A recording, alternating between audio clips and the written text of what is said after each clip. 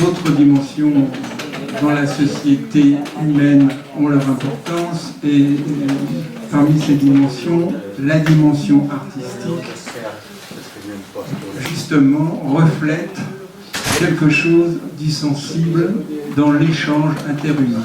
Je vais laisser la parole à Jean Nadal, qui est artiste peintre, psychanalyste, directeur de la collection Psychanalyse et civilisation aux éditions L'Harmontois, et président et fondateur du CIPA. Il est auteur d'ouvrages, par exemple L'éveil du rêve, psychanalyse des sources inconscientes de la violence, et son dernier livre, La pulsion de peindre, la toile et son inconscient. Il a aussi de nombreuses contributions à la psychanalyse et à nos travaux, en l'occurrence La psychanalyse sous emprise et la psychanalyse une question d'éthique, Algorithme et rêve, Camus et Galliero dans Algorithme et étrangeté. Alors nous allons laisser la place ici à cette dimension interhumaine que véhicule l'art, dont le foisonnement de ses expressions, et ici tout particulièrement la peinture, nous verrons, remet en question les catégorisations traditionnelles qui laisseraient penser notre sensibilité sécable et compartimentée. Je laisse la parole à Jean Nadal. Merci Michel. Vous m'entendez là? Ça va? Parce que souvent on a le micro là ou là, puis on fait signe d'avancer ou de reculer. Bon, ben, moi je veux d'abord remercier votre présence, chacune et chacun d'entre vous, et prioritairement, outre mes collègues, mes confrères, mes amis, deux invités que je pense être de marque, qui sont Nicole et Pierre Christin. Pierre Christin est un grand peintre. J'ai évoqué dans l'ouvrage qui est sorti de La pulsion de peindre son travail, et il me fait l'amitié et l'honneur d'être présent malgré la fatigue, puisque actuellement il est dans la galerie Nishido dans une exposition, et on a assisté à son vernissage avec Marie-Laure avant-hier. Et j'étais venu un peu auparavant voir moi-même les travaux de Pierre dans son atelier. Donc on est dans un monde apparemment différent, sauf que le peintre, ça c'est un peintre. Moi, je vais vous dire franchement, je fais de la peinture, mais je suis peintre parce que j'ai besoin de peindre ce qui a été mon choix premier, mais que j'ai refoulé pour la psychanalyse. Donc vous voyez, je suis un peintre refoulé, et peut-être un psychanalyste aussi, je ne sais pas. Vous en jugerez après. Mais toujours est-il que le propos que je vais avoir avec vous va être très très bref, puisque je souhaiterais plutôt que nous discutions ensemble. Alors c'est pas pour vous renvoyer la patate chaude, c'est parce que je crois que s'il n'y a pas de débat sur ce qu'est l'art et le point de vue analytique sur l'art, sur l'apport de Freud et sa métapsychologie pour comprendre l'acte créateur, eh bien nous ne serions pas ici au CIPA, qui est un lieu où effectivement le fondement anthropologique est déterminant, était à l'origine même de ce lieu, qu'ont repris mes collègues qui ont parlé, puisque moi je suis en retrait et je passe plutôt mon temps à peindre maintenant. Voilà. Non, mais aussi à publier, à éditer, effectivement. Alors, le titre, La pulsion de peindre, a été modifié en parlant là du rêve à la pulsion de peindre. Je vous dirai pourquoi au fur et à mesure des quelques idées que j'ai un peu jetées sur le papier comme ça. Je vais essayer de les retrouver. Alors, d'abord, le titre de mon propos pourrait être d'une manière laïque, parce que vous allez voir, ça prend une forme un peu biblique et mythique. Au commencement et la pulsion. Voilà. Je veux dire par là que ce qui fonde le sujet, c'est la pulsion. Voilà, c'est ma position, c'est mon sentiment, et je vais vous dire pourquoi, à partir de la pratique à la fois analytique, de ce que j'ai rencontré avec des patientes, des analysantes qui sont venus me voir. C'est pas par hasard qu'on reste chez un analyste, vous le savez bien. J'ai eu beaucoup de patientes qui étaient dans le monde artistique, des peintres, des musiciens, des créateurs, beaucoup. Et ceci m'a donné l'idée, ayant repris la peinture, de dire qu'est-ce qu'il y a de commun entre eux et moi, question et interrogation que j'avais bien sûr tout le long de mon travail. Alors, je reviens à ce titre, au commencement et la pulsion, parce que je pense que le statut du sujet se réfère à la pulsion. Voilà. Comment se manifeste-t-elle dans le travail de la peinture? C'est la question seconde que je vais essayer d'aborder avec vous. Et pour ce faire, j'ai pris tous les écrits que je connais, ou qui étaient disponibles, concernant ce que les peintres ont dit au sujet de leur travail. Et quand ils n'ont pas écrit, j'ai été les interviewer ou je leur ai demandé des commentaires. Dans l'ouvrage en question, par exemple, bien sûr, j'ai été interviewé Pierre Christin. J'ai demandé aussi à un peintre femme, Marie Cossanel, de me dire ce qu'elle pensait de sa production elle-même, et j'en ai fait état d'un texte qu'elle m'a envoyé et que j'ai reproduit textuellement. Marie Cossanel, peintre qui habite le Sud-Ouest et de formation neurologue, et il était intéressant de voir comment elle a travaillé la question de la pulsion dans ce rapport au biologique que j'aborde dans cet ouvrage. Parce qu'effectivement, Freud a parlé de manière essentielle, à partir de 1920, de la pulsion de mort. Et quelquefois, les analystes considéraient que parler de biologique était quelque chose de bizarre. C'était devenu bizarre. Et depuis que les travaux d'Ameisen ou d'autres ont promu les travaux de Freud sur la pulsion de mort, mais Ameisen en disant par exemple que 70 ans avant, notre Freud avait dit et découvert ce que lui disait actuellement, il y a de quoi quand même réfléchir, et c'est ce que je dis dans cet ouvrage. Alors, j'ai donc donné la parole à des peintres, et j'ai lu à peu près tout ce que j'avais de disponible, et en particulier l'événement essentiel, c'est bien sûr Léonard de Vinci. Et Léonard m'a occupé pendant des mois, bien que je le connaissais auparavant, mais beaucoup de choses n'avaient pas été publiées. Et grâce à Internet, j'ai trouvé des documents qui étaient dans des bibliothèques à l'étranger, qui étaient des traductions de ces carnets et de ces prophéties. Alors, je vais faire le lien entre des points de vue métapsychologiques et des auteurs et des écrivains.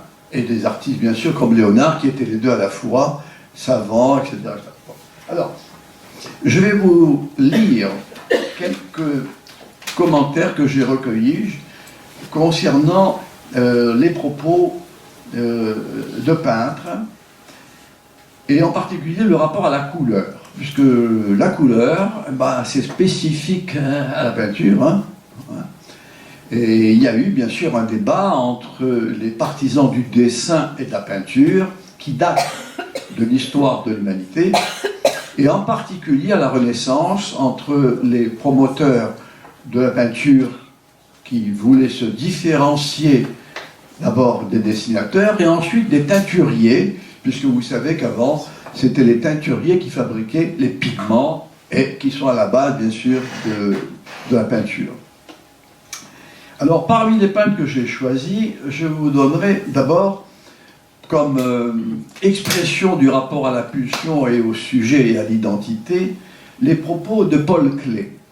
Paul Klee en vient même à dire, textuellement dans son écrit, « La couleur me possède, la couleur et moi sommes un, je suis peintre. » Voilà, voilà un grand peintre, un grand créateur, un novateur, qui aurait pu être aussi concertiste, c'est un violoniste, paraît-il, fameux, et qui a choisi la peinture. Et il s'est intéressé au rapport entre les sons, la sonorité et les couleurs. Et d'ailleurs, plusieurs écoles ensuite ont développé cette recherche qui a intéressé même Schoenberg et d'autres, enfin, etc. Kupka avec son piano, les touches du piano, etc. Donc ce rapport entre le sensible, je remercie mes deux collègues qui ont ouvert la voie, je partage tout ce qui a été dit ce matin, avec des nuances près dont on peut débattre après, mais la force que, bien sûr, Albert a montré dans son exposé, les nuances d'Agnès, c'est tout le problème du sensible et de la pulsion. Alors, où est la frontière? Eh bien, on pourra en débattre peut-être. Bon. Le deuxième propos concernant le rôle de la couleur, de ses rapports à la pulsion, je l'ai envisagé en vous parlant un peu de Malevich. Alors voilà ce que j'ai retenu de Malevich. Dans un fantasme de toute puissance, il fonde son suprématisme. Alors le suprématisme pour lui, c'est que la couleur, c'est suprême, c'est l'absolu, en dehors de ça, il n'y a rien. Hein. La couleur pour la couleur, c'est l'absolu de la peinture. Mais la couleur, d'une certaine façon, c'est-à-dire que la couleur, dans son fameux carré blanc sur fond blanc, hein, vous voyez, qu'il va ensuite décliner et qui fera Flores et recette, effectivement, ça devient en fait la recherche de l'absolu pour l'absolu, et l'absolu est dans la couleur, mais l'absolu surtout, c'est dans Malevich. C'est lui qui même a truqué des dates pour antidater des tableaux, pour avoir des séries de la même veine qu'il a en fait réorganisé par la suite, puisqu'il a vu que c'était un mouvement qui marchait, et qui marchait à différents titres. Et ce que je vous dis, je vous le trouverai dans le bouquin si vous lisez, ça vient de sources historiques qui le relatent, hein, ce n'est pas des propos d'une interprétation que j'aurais fait. Alors vous pouvez mettre en doute bien sûr les propos de Marc Adet qui en parle, mais ça je dirais c'est votre affaire, moi je ne le mets pas en doute. Alors chez Malevich, il y a dans cette recherche de l'absolu, où tout débute avec lui et avec la couleur, un fantasme d'auto-engendrement. Voilà. Il est le début du début lui-même. Le deuxième point qui est très intéressant, c'est que dans le carré blanc, qui est à l'origine de l'origine, il y a un épanchement narcissique sidéral, c'est planétaire. Et ça revient un peu peut-être au titre du prochain colloque, l'homme planétaire, où il y aurait une tendance de dire que la paranoïa circule bien. Et en fait, ce qu'il fait, c'est qu'il annule la scène primitive. Le blanc, c'est ne pas voir, c'est l'irreprésentable et l'imprésentable. Dans mon ouvrage, il y a une coquille, j'ai mis l'imreprésentable et ont été oubliées les parenthèses du RE, c'est irreprésentable et ça fait faute d'orthographe et incompréhensible. Veuillez m'en excuser, mais il y a des coquilles partout. Donc il est dans l'univers planétaire et la couleur, c'est voilà, c'est lui, c'est sa découverte. Et avant lui, il le dit, avant lui, il n'y avait rien. Hein, par contre, chez Pierre Christin, d'une manière plus sereine, comme il l'est d'ailleurs, regardez, je lui ai proposé de prendre la parole, mais non, Et je veux bien. il est fatigué aussi. Ah, alors, si tu veux bien, Pierre, moi j'ai noté de toi, et tu me diras les commentaires, des choses que j'ai dites dans l'ouvrage, et tu dis, la couleur est en moi, et elle me propulse. C'est-à-dire que pour Pierre Christin, quand je l'ai interrogé sur le mot pulsion, à quoi ça lui faisait penser, il m'a dit, ça fait penser à propulsion. Voilà. Pierre, veux-tu prendre la parole? Est-ce que le noir appartient, par exemple, à Soulage? Oui. Non, non. C'est la question. Oui, on va en parler. Oui. Alors, d'après toi, est-ce que le blanc appartient à Malevich? non, ben, Non. Est-ce que ça leur appartient? Voilà. non. Le bleu à classe. Non, parce que le problème, c'est à quoi sert la couleur, quoi? À quoi sert la couleur? Oui, on se l'approprie, mais peut-on se définir par rapport à un noir? Être nous-mêmes à l'intérieur d'un noir? C'est une pensée qui est acceptable au début, c'est-à-dire les débuts de cet artiste qui a utilisé le noir pour un profond sentiment interne qui l'habitait, mais est-ce qu'il en fait une vie avec les mêmes qualités morales à l'intérieur du système? Est-ce que c'est un système ou alors une manière de se définir? Une manière de se définir précise. Donc, de quelle manière il appartient à l'histoire de l'art dans son développement plus complexe, quoi, au niveau de la couleur, justement. Est-ce qu'on peut s'arrêter à avoir un schème comme ça, direct, qui nous situe globalement dans une société comme la nôtre? Si ça vous suffit, je sais pas. Pour moi, il y a une interférence un peu incompréhensible. Maintenant, voilà, j'explique tel que je le ressens. Allez voir l'exposition de Pierre Christin, vous comprendrez le sens de son intervention, parce qu'il est tout dans la nuance et dans la lumière et dans les reflets et dans la sensibilité la plus nuancée. Alors effectivement que tu as répondu partiellement par rapport au noir, je vais en parler. Oui, je sais pas ce que je... Non, mais... J'ai eu une attitude par rapport à ce que tu disais. Ah, bien sûr, je comprends. Pas... Non, parce qu'il a lu le bouquin, alors il m'a dit, oui. tu sais, non. Hein, tu abuses. Non, je sais pas. J'ai admiré, parce qu'il y a beaucoup de savoir dedans. Et voilà, c'est une question d'émotion que tu as aujourd'hui d'une façon parfaite. Voilà, je vais voir. Oui. Voilà. Et toi, Nicole, qu'est-ce que tu veux dire? Oui, on peut débattre là, déjà. Hein, ce que vous dites, dans le fond, c'est qu'à partir du moment où il n'y a pas résonance entre la peinture et une expérience intérieure affective, ça devient cliché. Est-ce que la peinture... Est-ce qu'au départ, sous l'âge, je vous dis le noir, il y a concordance, coïncidence entre une émotion intérieure et ce qui est représenté, mais que par la suite, ça devient une espèce de schéma cliché. C'est la question que j'ai posée. Hein, voilà, c'est ça. C'est la question que je vous ai posée. À savoir si on peut faire toute une vie en pensant que le noir est la couleur nécessaire pour exprimer ses sentiments vis-à-vis de tout ce qu'on pense dans la société et ce que nous avons à faire, c'est-à-dire prendre un pouvoir qui nous appartient au niveau des sens et du sentiment. Jusqu'à quel degré le noir suffit pour tout exprimer. Voilà. Mais ça revient à dire qu'il ne peut pas y avoir d'œuvre d'art sans émotion intérieure projetée. Ouais. Cette question du noir, par exemple, et la question de la couleur, et s'approprier la couleur. Oui. On ne peut que... Oui, le fait de s'approprier une couleur. Alors faire une toile bleue comme Klein. Toute sa vie, il a utilisé le bleu et c'est représentatif de ses sentiments et de sa valeur morale à l'intérieur du schéma dans lequel on se trouve. Est-ce que c'est nécessaire ou suffisant? C'est des questions, hein, c'est pas... Alors, voilà, c'est des questions que je peux me poser.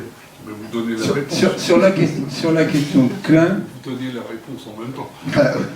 Oui, mais c'est ni nécessaire ni suffisant. Donc, on ne peut pas s'approprier la couleur, enfin, tout du moins, on peut s'approprier la couleur, mais la couleur ne vous appartient pas. On pourrait dire comme ça. On peut s'en approprier quelque chose. Maintenant, quand un artiste, me semble-t-il, s'approprie de quelque chose, il se l'approprie dans une façon qui est celle de sa sensibilité, dont on disait tout à l'heure, et pour laquelle il tente de rendre compte. Mais ça existe déjà, l'utilisation de la couleur dans l'école française. Vous prenez Corot, par exemple, un visage de Corot, la sensibilité pour traduire une expression dans le visage. Alors, en comparaison des gens comme Soutine qui ont vécu en France, qui ont une expression, qui sont des expressionnistes. Ils ont utilisé la même couleur pour définir des sentiments très différents. Mais si vous passez chez Delacroix, par exemple, ça devient encore différent. Donc, l'appropriation d'une couleur par rapport à un sentiment. Quelle est l'évolution de l'être humain, sinon de lire à l'intérieur de l'histoire de l'art ce qu'est le sentiment d'une couleur? parce que on va loin. Vuillard était un homme d'une sensibilité très particulière, dans laquelle on pouvait lire notre société, la sensibilité de notre société dans la totalité. Et quelle grille il a choisi, quel homme il était. Il était l'homme de ce grille-là, qui a su faire passer un visage avec l'émotion dans presque un effacement total. Une espèce de compréhension de l'individu. Quel individu? C'est... bon, je m'excuse, hein, je crois. Allez-y. Vous parliez de la question du pouvoir, de la couleur. Soulage le dit enfin, le noir, pour des raisons internes, il a choisi, mais il dit que le noir, c'est la question du pouvoir. Parce que quand il disait que ça permettait aux autres couleurs, aux blancs, de ressortir, etc., etc. Et qu'il s'était positionné aussi pour ça. Absolument. Oui.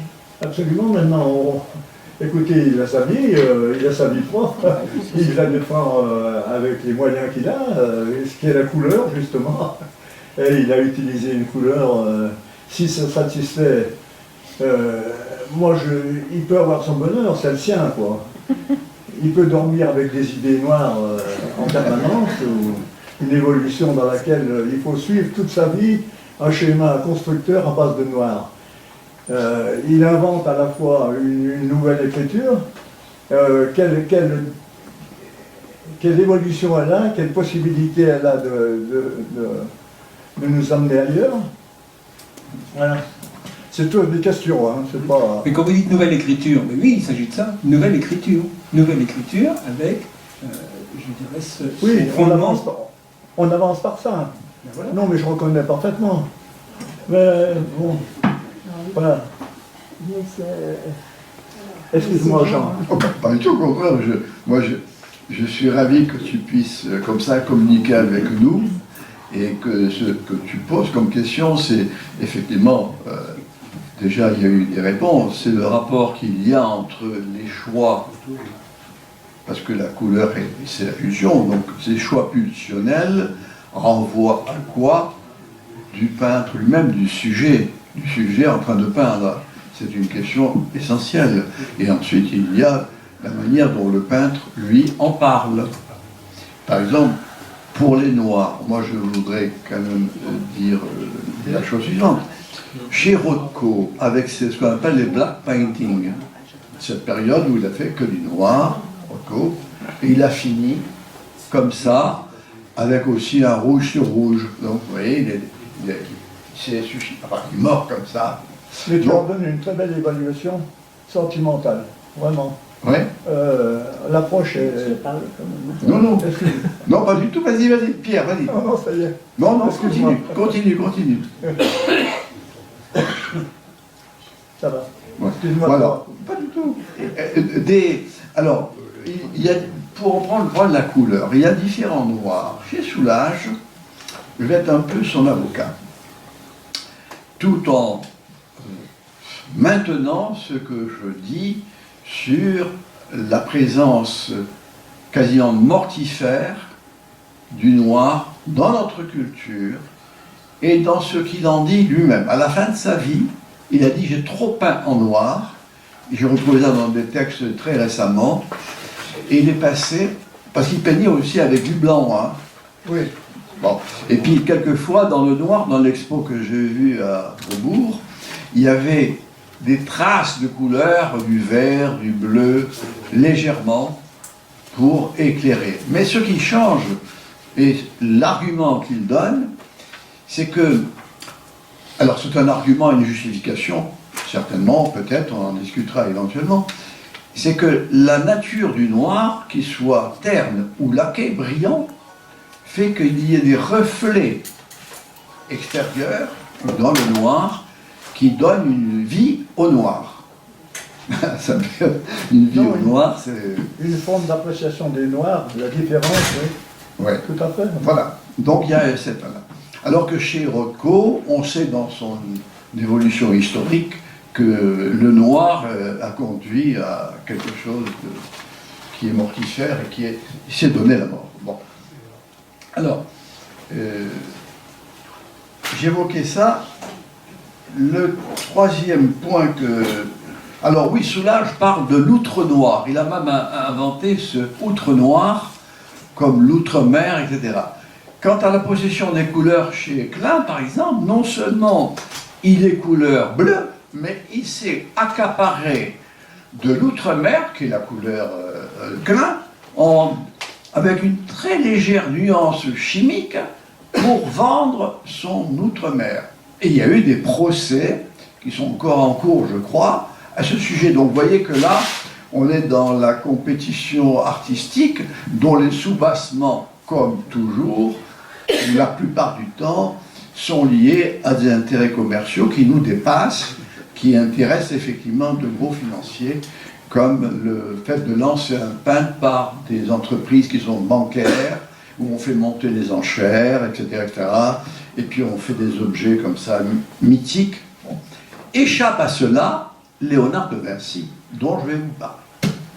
Parce que pour moi, c'est la pierre angulaire. Elle a intéressé notre Freud, et elle m'a intéressé beaucoup, mais pour d'autres raisons que le fameux rêve du Milan pour un vautour, hein, tout le débat qu'il y a eu à ce sujet. Léonard a écrit plus de 4 à 5 000 pages. Vous le savez, nous disposons de quelques-unes d'entre elles que des historiens de l'art ont traduit. Et c'est une langue vernaculaire du toscan. Il écrivait en miroir pour cacher ce qu'il écrivait. Donc c'est toute une relecture de Léonard. Alors, Léonard m'intéresse parce que lui, c'est le contraire. Il est dans les Madones sublimées, une incarnation avec des techniques picturales que tout le monde reconnaît comme fabuleuses. Bien sûr que son bleu, c'est un bleu qui vaut très très cher déjà à l'époque. C'est le lapis lazuli qu'il broyait, qu'il faisait, bien sûr, dans ses ateliers, broyés par ses collègues. Et Freud s'est intéressé à Léonard de Vinci pour son rêve et en cherchant à comprendre le sentiment d'inachèvement de ses œuvres et ce rapport à l'homosexualité réelle ou fantasmée. Le problème ici, c'est pas d'évoquer ce qui en lui est homosexuel ou pas. Le problème, c'est savoir en quoi la bisexualité primitive dont on parle en psychanalyse est présente dans la peinture de Léonard, et ce en quoi il a écrit des pages qui lui ont permis de déverser des angoisses primitives, ce que d'autres peintres n'ont pas pu. Et ceci, de mon point de vue, a permis de faire une sorte de catharsis et de pouvoir, dans sa peinture, nous donner des représentations iconographiques de mères, de vierges, d'une beauté transcendantale, et ce qu'on appelle la sublimation. Voilà. Alors, Freud est passé à côté de deux choses concernant Léonard. Alors, peut-être est-il passé à côté de deux choses dont je vais vous parler, peut-être parce que les textes auxquels je fais allusion n'étaient pas traduits encore, ou parce que les traductions ont été peut-être fausses. C'était le cas pour le fameux rêve de Léonard avec le vautour et le Milan. Il y avait le mot muter qui était à la fois mère et... Enfin, tout le monde sait cette histoire. Je vais vous lire ce que dit Léonard très rapidement. Bon, je vais le résumer. Léonard, vous le trouverez dans ce livre si vous voulez, mais ou dans ses carnets, prenez les carnets de Léonard, traduits par Chastel et Servicenne, Louis Servicenne. Léonard développe des prophéties où la théorie clanienne est développée et freudienne dans l'inconscient primitif, tout le long de ces centaines de pages où il évoque la rage destructrice, les mauvais objets internes, destruction de la planète, de migration, parce qu'on soupçonne entre guillemets, que la mère de Léonard était en fait elle avait 15-16 ans, hein, quand le père de Léonard l'a conçue. Elle était, paraît-il, égyptienne ou venant comme ça de l'Orient. Et ce sont des hypothèses historiques. Alors il évoque des migrations, une violence, les enfants sont arrachés à la mer, etc. Alors bien sûr, dans cet arrachement à la mer, il évoque son histoire. C'est-à-dire qu'effectivement, un jour, le père a jeté sa mère, il a pris une autre, et il a été élevé par son grand-père et cette mère de substitution. Donc il y a ces deux registres personnels et culturels et sociaux qui sont mêlés. Mais tout le long de ce périple-là, il évoque effectivement un monde archaïque, c'est le terme, primitif, qu'on retrouve chez Freud aussi, dans la mémoire phylogénétique, et Freud dit, c'est là le deuxième point d'achoppement de la pulsion, que je vais vous indiquer, la pulsion est un précipité historique. C'est là où Freud parle d'un inconscient primitif. Alors, les hypothèses sur la mémoire maintenant verseraient peut-être vers cette option-là, et que Rothko, par exemple, dans ses écrits, a repris. Rothko avait beaucoup lu Freud et Jung. Il avait gardé de Freud le meilleur, de Jung le côté mystique, mystico-religieux, et il développe le fait que nous sommes porteurs de la mémoire qui vient de Mésopotamie, des pays d'Afrique, etc., et que nous vivons dans les mythes, dans des mythes et dans des mythes. Effectivement, ce qui est la mémoire d'une société, c'est la transmission des légendes et des mythes. Et il est vrai que là, on est dans ce qui se déroule sur le plan de l'anthropologie, effectivement. Le deuxième point d'achoppement, après je vais aller plus vite, mais qui me semble être important, c'est que Freud fait remonter l'association d'idées, la libre association, la pratique de la libre association au romantique. Et il reconnaît au romantique la paternité de ce mouvement du laisser-aller de la pensée, des idées, des images. Or, chez Léonard, on retrouve exactement cela, et c'est grâce aux surréalistes qu'on a pu bénéficier de la connaissance de ce texte. Je vais vous le lire rapidement, vous verrez, il est étonnant. Pour ceux qui ne le connaissent pas, mais je crois que je suis en train de redire des choses banales, et si elles sont banales, je suis content de vous le faire connaître. Alors, beaucoup d'historiens de l'art, très importants, Damisch, Hersan, Bramley, Servicen, Chastel, ont fait état de ce que je vais vous dire, et ici sont référés. Léonard dit, si tu regardes des murs souillés de beaucoup de taches, ou faits de pierres multicolores, avec l'idée d'imaginer quelques scènes, tu y trouveras l'analogie des paysages ou des corps de montagnes, rivières, rochers, arbres, plaines, larges vallées et collines de toutes sortes. Voilà. La suite, vous verrez. Déjà, il promeut à partir de l'inattendu, du hasard, de voir une pierre, une forme. Vous savez, il a un mur en pierre. Vous avez vu ces murs de pierre à l'ancienne, où on voit encore dans le tracé du ciment ou de ce qui a été le calcaire qui a soudé des végétaux, des formes bizarres, des mouvements, des couleurs, des aspérités. Eh bien, là, il demande à l'artiste de laisser aller l'imaginaire. Et il dit, alors voilà comment lui il voit. Tu pourras y voir des batailles et des figures aux gestes vifs et d'étranges visages et costumes et une infinité de choses que tu ne pourras ramener à une forme nette et complétée.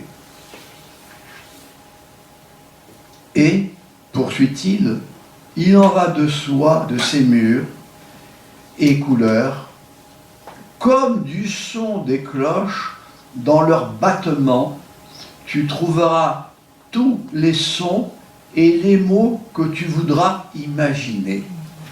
Déjà, la notion d'image motrice sonore et visuelle, tous ces phénomènes acoustiques que le jeune Freud, dès ses premiers écrits, alors qu'il était encore apparemment neurologue, nous traduit dans les problèmes liés à l'aphasie et l'origine du langage.